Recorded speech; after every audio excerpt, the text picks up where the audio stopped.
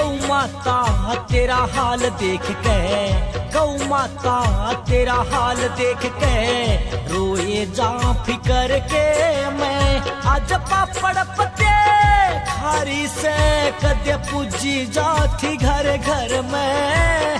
गौ माता तेरा हाल देख के रोए जा फिकर के मैं। आज पापड़ पत्ते खारी से कदे दो की जाती घर घर में।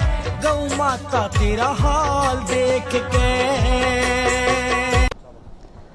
राम राम दोस्तों, सत्यावान डांडा की ओर से सभी भाइयों ने राम राम।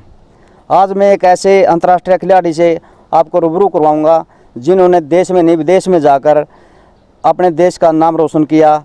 उनका नाम है प्रवीण उर्फ फौजी निडाना। आइए उनसे मिलते हैं, माँ खेल कबड्डी के बारे में जानकारी लेते हैं। तो फौज साहब, सबसे पहले दर्शकों को बताइए, आपने खेलना कब शुरू किया? सबसे पहले तो सभी भारतवासियों को मेरी तरफ से जय गौ माता की, जय भारत माता की। और भाई साहब, मैंने 5वीं क्लास से हॉकी की मेरे गांव की टीम थी। मैंने 5वीं क्लास से स्टार्ट करा। अंडर 16 के मैं 2 नेशनल खेल चुका हूँ हॉकी की। तो भाई साहब, फिर कबड्डी की तरफ कैसे आए? मैं सन 1998 में जाट रेजिमेंट में कबड्डी की ट्रायल देके भर्ती हुआ। गांव में वैसे लोकली शाम के टाइम जैसे हरियाणा में सभी खेलते हैं, खेतों में बना के ग्राउंड, वैसे कबड्डी खेल लेते थे। बरेली जाके मैं कबड्डी की ट्रायल देके भर्ती हो गया और मैं वहाँ से छुट्टी आया हुआ था। तो मेरा नज़दीकी गांव है सिंहपुरा, वहाँ पर टूर्नामेंट चले हुए थे। मैं 93-94 में मोखरा अखाड़ा में रहता था। तो वो साथी, मोखरा की बड़ी बढ़िया टीम थी, वो साथी वहाँ खेलने आए हुए थे। मैं रोहतक से आ रहा था बाइक से, तो मैं भी देखने के लिए चला गया। तो वहाँ पे एक हमारा सीनियर पहलवान था, बोली पहलवान मोखरा, जो बढ़िया ही, बहुत ही बढ़िया पहलवान रहा है। उसने मेरे को देख लिया तो बोला, भाई प्रवीण आजा कबड्डी खेल। तो मैंने वहाँ पर मैच खेले, उनके साथ मिलकर उनकी टीम में रेड मारी। तो वहाँ पर मेरे कोई कैच नहीं थी। तो मैं तब भी छुट्टी आता तो वो फ़ोन करके पता कर लेते और मैं मोखरे की टीम में 8-9 साल कंटिन्यू कबड्डी खेला। तो फौज साहब, ऐसा कौन सा दिन था, कौन सा ग्राउंड था, आप इतने तगड़े खेले, इतने बढ़िया खेले, जिससे आपको प्रवीण उर्फ फौजी निडाना की पहचान मिली? ऐसा कौन सा ग्राउंड था, इसके बारे में आप बताइए। मैं आर्मी से छुट्टी आया हुआ था और अपने यहाँ सोनीपत में गांव मटिंडू है, जहाँ के अपने संजय पहलवान है अंतर्राष्ट्रीय, उसके गांव में चैंपियनशिप करवाई हुई थी। तो विक्रम भाऊ, बिल्लू मोखरा, इनको पता लग गया भाई फौजी छुट्टी आया हुआ है। वो मेरे को खेलने के लिए ले गए। वहाँ पे भिवानी के साथ मैच हुआ, सोनीपत के साथ मैच हुआ। उधर टूर्नामेंट में मैं नॉन स्टॉप रेडर था। तो वहीं से ही मेरे को फौजी नाम से लोग जानने लगे। तो आपका भाई साहब इतना बढ़िया गेम बन गया एक पंचायती टूर्नामेंटों में। तो आप कभी क्लबों की तरफ से खेले हो? हाँ, मैं पहले तो यहाँ जैसे डिस्ट्रिक्ट की टीमों में मटिंडू खेला, रोहतक डिस्ट्रिक्ट की तरफ से। फिर ओपन के मैच खेलने लगे। पंचायती मैच में मोखरा गांव की टीम से स्टार्ट किया। उससे पहले मैं एक बार खरेटी गांव में, जहाँ से मेरी स्टार्टिंग है, गांव में रहते थे, तो गांव खरेटी है मेरा नज़दीक, वहाँ मैं खेला, बहुत बढ़िया रेड मारी मैंने वहाँ पे। तो वहाँ से पहले तो कबड्डी की, जैसे मान लो जन्मभूमि ला लो या कुछ भी ला लो, खरेटी गांव है। और फिर मैं ओपन के मैचों में खेलने लगा। पंजाब में मैं 2 साल पंजाब राज बिजली बोर्ड में खेला और 1 साल दड़वा क्लब में खेला। और यहाँ पे अपना ओपन का रोहतक की तरफ से खेलता। तो जैसे आप पंजाब में गए, दड़बई क्लब से गए, बिजली बोर्ड में गए, तो पंजाब में आपको कैसे बुलाया गया, किसने सपोर्ट किया आपको? वहाँ पे हमारे कैप्टन थे अनिल मोटा रंडाना से। तो उनको साई मिली, भाई यहाँ पे हरियाणा पंजाब का मैच, शो मैच करवाएंगे। हमारी टीम वहाँ खेलने के लिए गई। उस दौरान हम टीम के अंदर 6 ही प्लेयर थे, 4 कैचर, 2 रेडर, सिल्लू मदीना और रंडाना मोटा रेडर।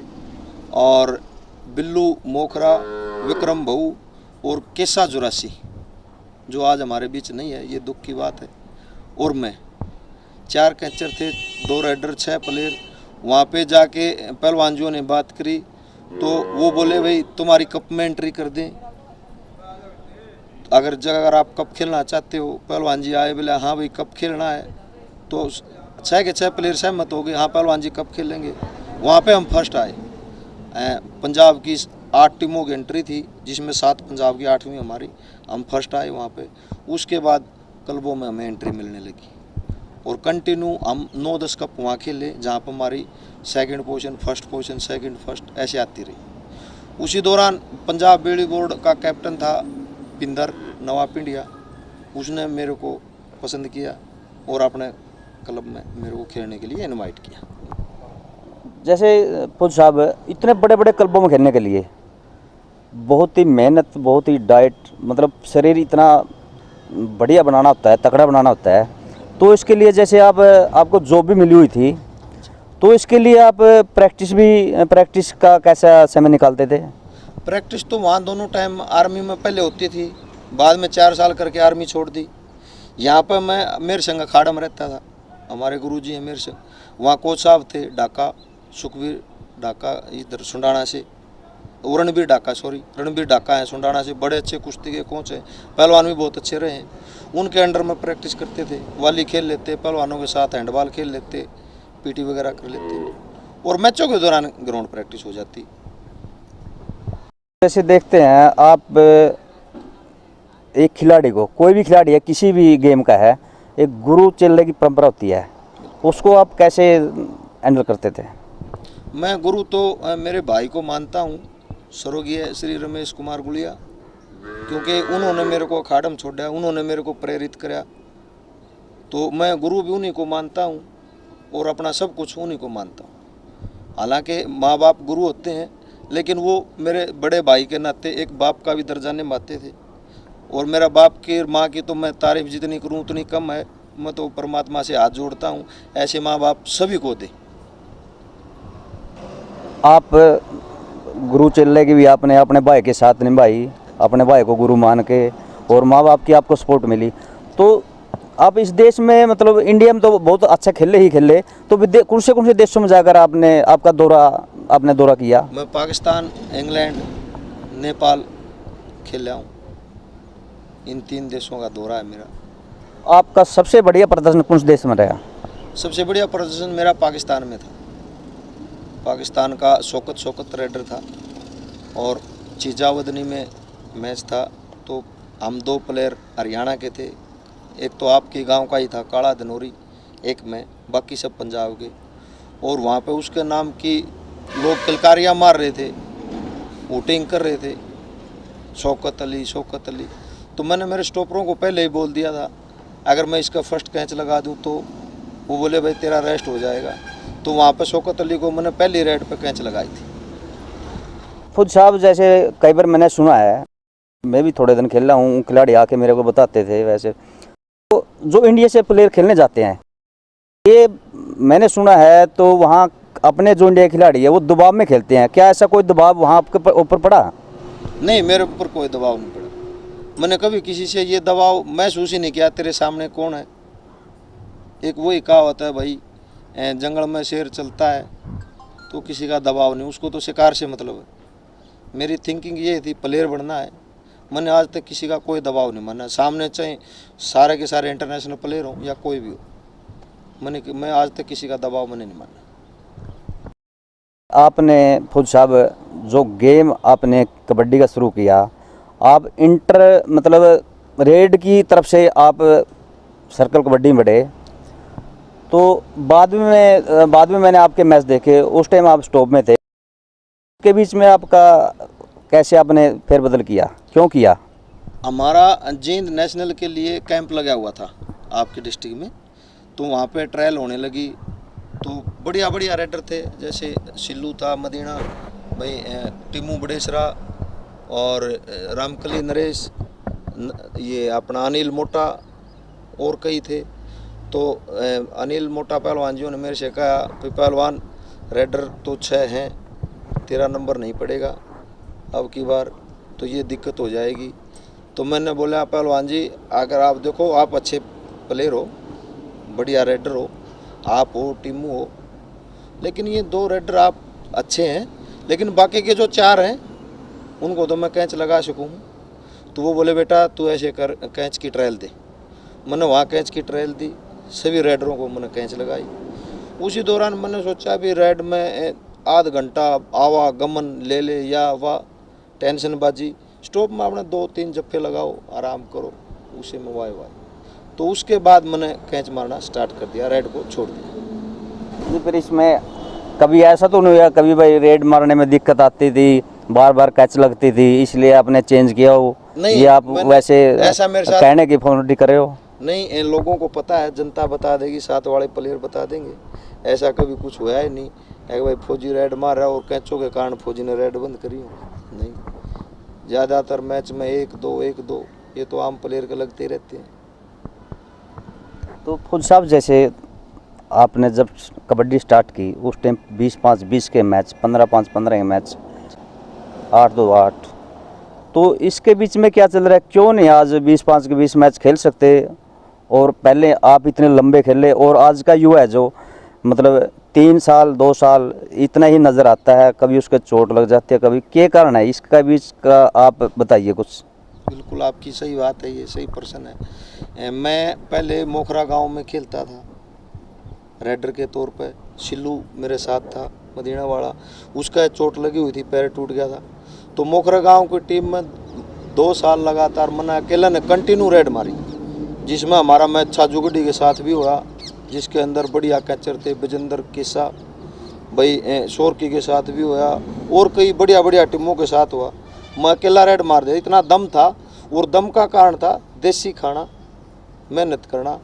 और ये आज आप जो बोल रहे हैं भाई 20-5-20 का मैच क्यों नहीं खेल रहे 7-5, मेरे को ये समझ में नहीं आ रहा भाई साहब। 4-4 रेडर एक 15-5-15 का मैच नहीं पुगा पा रहे हैं। और हम जब पंजाब में जाते थे 2 रेडर 4 कैचर, 7वां बंदा पानी पिलाने वाला भी नहीं, और फाइनल मैच खेल के आते थे। शिल्लू और मोटा रेडर हमारे साथ, और कैचरों में विक्रम भवगौरपुर और बडेसरा बजेंद्र और बिल्लू मोखरा और मैं और केसा जुरासी, 5 कैचर 2 रेडर। वो 2 के 2 20-5-20 के मैच होते थे फाइनल तक, वो 2 के 2 रेड पुगाते थे। मेरी जहाँ तक सोच है, आज का टाइम आप भी देख रहे हो, आप भी प्लेयर रहे हो भाई साहब, बढ़िया प्लेयर रहे हो, हमें पता है, आपको भी पता होगा। आजकल जो बच्चे ये मेडिसिन की तरफ जा रहे हैं ना, ये पतन का कारण ये मेडिसिन है। नहीं फौजी साहब, इस चीज़ को नहीं मानते, हम बार बार कहते हैं, इस चीज़ को कोई नहीं मान रहे, अभी मेडिसिन की हो रहा है। तो ये आप कह रहे हैं, तो समय का भाव पहले जैसे 20-5-20 के मैच होते थे तो उसमें खुली रेड थी, जैसे समय नहीं होता था। आज 30 सेकंड है भाई, ये जो कानून बदला है इसलिए बदला है टाइम की वजह से, क्या ये सही है? हाँ बिल्कुल ये सही है, लेकिन ये जो मेरे को यही समझ में नहीं रहा, आपके भाई मान लिया 4 रेडर 15-5-15 का मैच नहीं पुगा पा रहे, और पहले जो थे वो 2 रेडर ही पूरा टूर्नामेंट खेल जाते थे, उसमें 3 मैच आते थे। लेकिन अब तो भाई साहब ये मेडिसिन के हम सोचें तो बहुत ज़्यादा प्रकोप हो रहा है इसका। पहले देसी खाने थे, वही बात है, सहज पके सो मीठा होए। फौजी साहब, फिर आप जैसे आपने देसी खुराक खाई है, प्रैक्टिस की है, तो आप युवाओं को क्या संदेश दोगे इसके बारे में? भाई साहब मेरी तरफ से तो यही संदेश है, मेडिसिन मत लो, ये बिल्कुल आपके जीवन को खराब कर देगा। देसी खुराक खाओ। हमारे बुजुर्ग थे, वो क्या प्लेयर नहीं थे? हमारे माँ दादा बाप और भी हैं, आपके भी होंगे, क्या वो प्लेयर नहीं थे? वो मेडिसिन खाते थे। देसी खाना, दूध पियो, घी खाओ, इससे बढ़िया नाज खाओ, इससे बढ़िया ताकत नहीं है किसी के अंदर। तो जो प्लेयर देसी खाना खाएगा वो ज़्यादा चलेगा। जो मेडिसिन एक बार उठा देता है, हम खेतों में यूरिया डालते हैं, फसल को उठा देता है एकदम, लेकिन उसका खाने में टेस्ट नहीं होता। एक आप देसी खाद का खाना खाओगे, उसमें आपको अलग टेस्ट मिलेगा। तो मेडिसिन का भी यही है, देसी खाना का भी यही है। मेरा तो छोटे भाइयों से अनुरोध है, भाई ये अपनी ज़िंदगी को एक गड्ढे की तरफ धकेल रहे हैं, गेम पूरी उम्र नहीं चलेगा। चलो गेम 5 साल का है, 10 साल का है, आगे चल के घर भी बसाना है, कमाना भी है भाई, माँ बाप की सेवा भी करनी है, बच्चे भी पढ़ाने हैं। तो मेरा तो यही संदेश है भाई साहब, जहाँ तक हो सके इससे मेडिसिन से बचें और देसी खाना खाएं, मेहनत करो। अगर प्लेयर मेहनत करेगा तो मालिक किसी का नहीं रखता, वो जो ऊपर वाला है। आप अच्छा करो बुरा करो, वो दोनों का नतीजा देता है। बुरा करोगे बुरा नतीजा मिलेगा, अच्छा करोगे अच्छा नतीजा मिलेगा। फौज साहब, ये सब कुछ मैं देख रहा हूँ, क्योंकि पहले मैंने आपके पास फ़ोन किया, भाई साहब मैं आपका इंटरव्यू लेना चाहता हूँ, तो आपने ये कहा भाई मैं थोड़ा बिजी हूँ, क्योंकि मैंने दादरी में एक हॉस्पिटल आवारा पशुओं का खोल रखा है, मैंने आके देख लिया है, बिल्कुल सच है।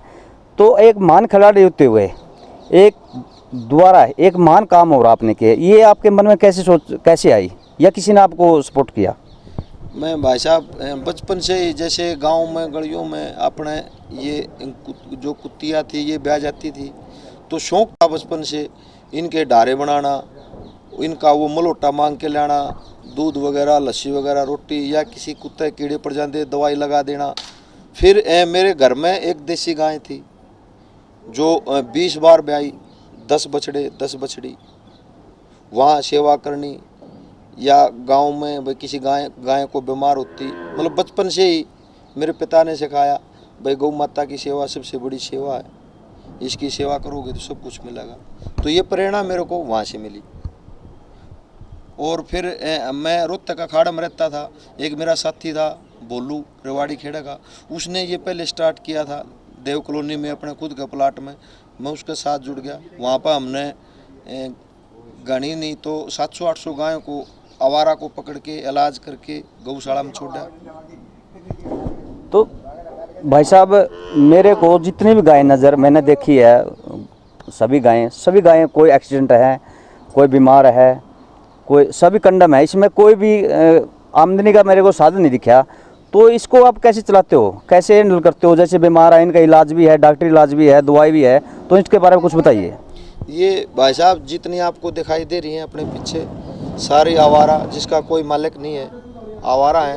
रोड एक्सीडेंट, गांव में बीमार, कोई भी, जैसे हमारे संपर्क सूत्र हैं, मोबाइल नंबर है, कहीं भी 100-200 किलोमीटर एरिया में एक्सीडेंट या बीमार लाचार बे मालिक की, जिसका कोई मालिक ना हो, फ़ोन करो, हमारी ये एम्बुलेंस खड़ी है, ये वहाँ तुरंत जाएगी, बगैर किसी चार्ज के निस्वार्थ भाव से गाय को लेके आएगी और यहाँ लाके उसका उपचार करेगी। जैसे आपने जो ये हॉस्पिटल खोल रखा है, तो इस हॉस्पिटल में कोई भी गाय लेकर आ सकता है या आवारा ही चलती हैं? नहीं, ये लावारिस गौ माता का हॉस्पिटल है, सिर्फ और सिर्फ लावारिस जिनके कोई मालिक नहीं है।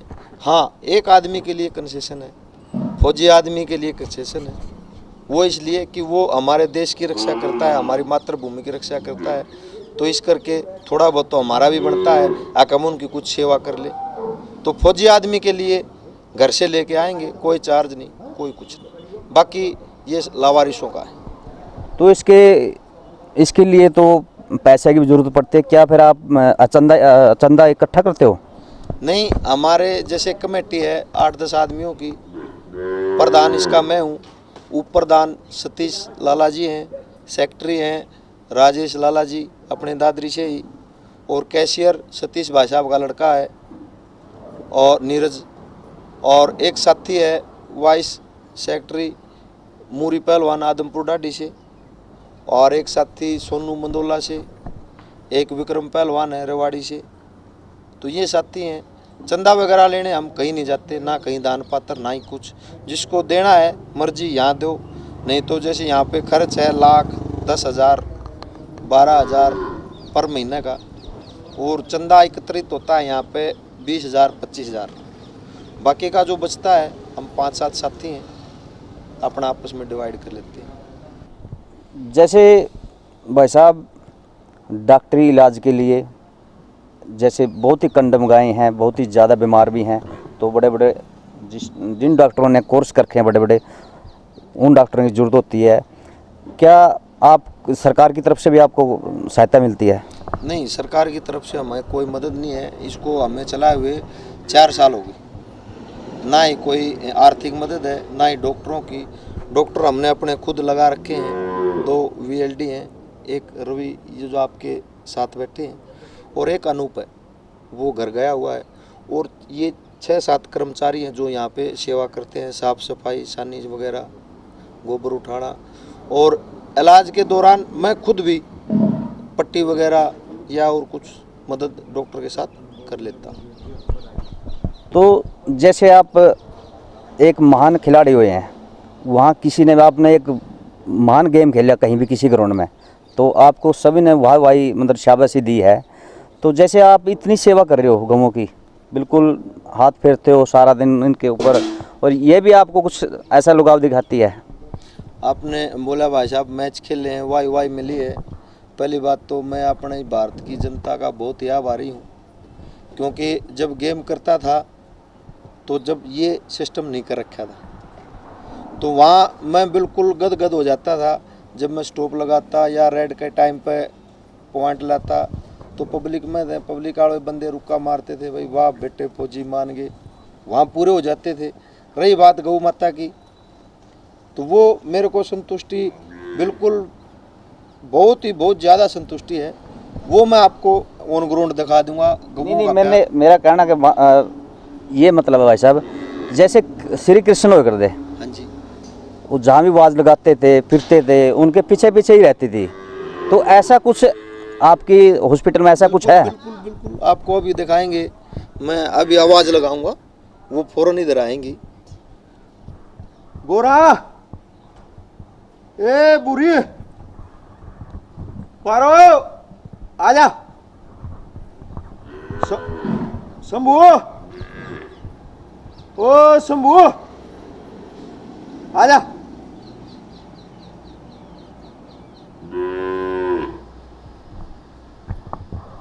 या गोरा है भाई साहब। अच्छा, आपने नाम रख रखे हैं भाई साहब? हाँ जी। आए पारो, ले शंभू, आजा। बुरी, आजा। या बुरी है भाई साहब। जैसे ही मैं इनको आवाज़ लगाऊंगा ये फौरन आ जाए। चलो पारो, ए पारो, आजा, आजा,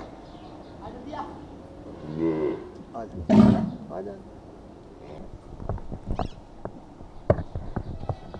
दोस्तों, आप सभी देख रहे हो, ये है गौ रक्षा का कमाल।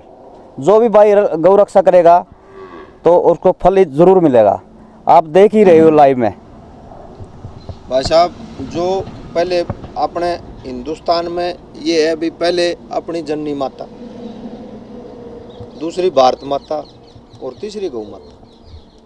जो इन तीनों की सेवा करेगा परमात्मा उसको फल जरूर देगा। इनकी सेवा में किसी को कभी धोखा नहीं मिलेगा। और मैं तो ये कहता हूँ, गौ माता ने मेरे को बहुत कुछ दिया। मैडम है मेरी, वो इंटरनेशनल प्लेयर है, वो जॉब पे है।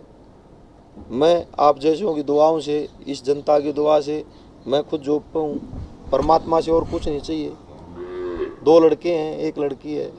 इस मालिक का दिया, इस गौ माता की मेहर है बहुत कुछ। मैं तो इन्हीं को मानता हूँ भाई। मेरा जो कुछ भी है, तन मन धन सभी इन्हीं के अर्पित है। जैसे भाई साहब, जैसे आप एक महान काम कर रहे हो गौ रक्षा के लिए, तो जैसे हमने भी लाइव का और इंटरव्यू का काम किया है। जैसे हमारी भी टांग खींचने की कोशिश होती है कुछ लोगों की, ये दुकानदारी कहते हैं, को कुछ कहते हैं ये दुकानदारी छेड़ ली, इंटरव्यू है, लाइव है। क्या आपको भी कैसे उंगली उठाने का कभी किसी ने उठाई आपकी तरफ भी? भाई साहब, ये जनता है, इसमें अच्छे लोग भी हैं, बुरे लोग भी हैं। आप बुरा काम करोगे आपको धक्का लगाने वाले मिलेंगे, लेकिन आप कोई अच्छा काम करोगे तो आपकी टांग खींचने वाले अवश्य मिलेंगे। हमें भी मिले, इन बातों का सामना हमने भी करना पड़ा है। यहाँ पे अगनों ने धंधा कर रखा है, इन्होंने तो बिजनेस खोल लिया। ये प्लॉट आप जो देख रहे हैं, ये हमारा एक पहलवान आदमपुर डाडी का साथी है, उसने ये गौशाला के लिए दे रखा है। उसका खुद का खरीदा हुआ 1 करोड़ और 29 लाख का। और रही बात दूसरी आप वाली, भाई आपका धंधा देखो, मेरी नज़र में जहाँ तक मेरी नज़र जा रही है, आप करीबन मेरे पास आपके वहाँ से गांव से चल के 150 पौने 200 किलोमीटर आए हो, अपनी गाड़ी ले आए हो, तेल फूका है, मेरे से कोई चार्ज नहीं ले रहे। जहाँ तक मैंने और भी प्लेयरों का इंटरव्यू देखा है तो शायद उन पर भी कोई चार्ज नहीं होगा, आपने किसी से लिया होगा। तो ये दुकानदारी वाली बात तो कहना मूर्खता है, एक पागलपन है, क्योंकि आप जो ये काम कर रहे हो ये बहुत ही अच्छा सराहनीय काम है। आगे इस कबड्डी को इतना ऊपर लेके, क्योंकि आज से पहले किसी ने ये सोचा ही नहीं। अब कबड्डी को हम लाइव भी देख सकते हैं, छोटी कबड्डी को देखा था, बड़ी कबड्डी के बारे में नहीं सोचा था। हम तो आपके बहुत आभारी हैं। अगर आपने ये जो मुहिम छेड़ी है, आपका जो चैनल है दिन दुगुनी रात चौगुनी तरक्की करे और भगवान आपको लंबी उम्र दे। रही बात दूसरी, भाई साहब दुनिया में सभी होते हैं, अच्छा कहने वाले मिलेंगे, बुरा कहने वाले मिलेंगे। आप बुरों की तरफ ध्यान मत दो, अपना काम करो, मालिक देखता है। अच्छा बुरा उसको छांटना है, अच्छा कर रहे हैं या बुरा कर रहे हैं। और दुनिया का भाई साहब आप किस किस के मुंह बंद करो, ये तो सभी अच्छे हर एक तरह के लोग हैं, कोई अच्छा भी कहेगा कोई बुरा भी कहेगा, सभी तरह के। फौज साहब, आप गौ माता की रक्षा के लिए बहुत ही ऊंचा लेवल पर इनकी रक्षा हुआ है, ऐसा आप देखना चाहते हो, तो इनके साथ साथ अब खेल कबड्डी को भी कितना ऊंचा देखना चाहते हो? बिल्कुल भाई साहब, आपकी बिल्कुल बड़ी अच्छी बात है। मैं माँ कबड्डी को ओलंपिक की ऊंचाइयों पे देखना चाहता हूँ, ताकि जो हमारे साथी प्लेयर हैं उनको जॉब मिले, अच्छा सिस्टम हो जाए। और लोग इसको इतना चाहते हैं हरियाणा पंजाब में, लेकिन इसको मैं चाहता हूँ कि ओलंपिक पे खेली जाए। हमारे भाई जो मेरे छोटे भाई हैं वो भी इससे ओलंपिक खेल के आएँ और जॉब वगैरह पाएँ। भाई साहब, आपने अपने कीमती समय से निकाल कर कबड्डी चौगुना साथ को दिया, आपका बहुत बहुत धन्यवाद। भाई साहब धन्यवाद तो आपका है, आप हमारे पास 200 किलोमीटर चल के आए हो, गाड़ी लेके आए हो, धन्यवाद तो हमें आपका करना चाहिए। आपके चैनल कबड्डी 24x7 का करना चाहिए और हम बहुत बहुत आभारी हैं, तहे दिल से आपके शुक्रगुजार हैं कि आपने हमें मेरी जनता से रूबरू होने का मौका दिया। तो दोस्तों, ये थे एक महान खिलाड़ी प्रवीण और फौजी निडाना। तो अगली बारी आएगी ऐसे ही किसी नए या पुराने खिलाड़ी की। अगर हमारा आपको ये प्रोग्राम अच्छा लगा हो तो लाइक, कमेंट, शेयर और अपने चैनल को सब्सक्राइब ज़रूर करें। धन्यवाद।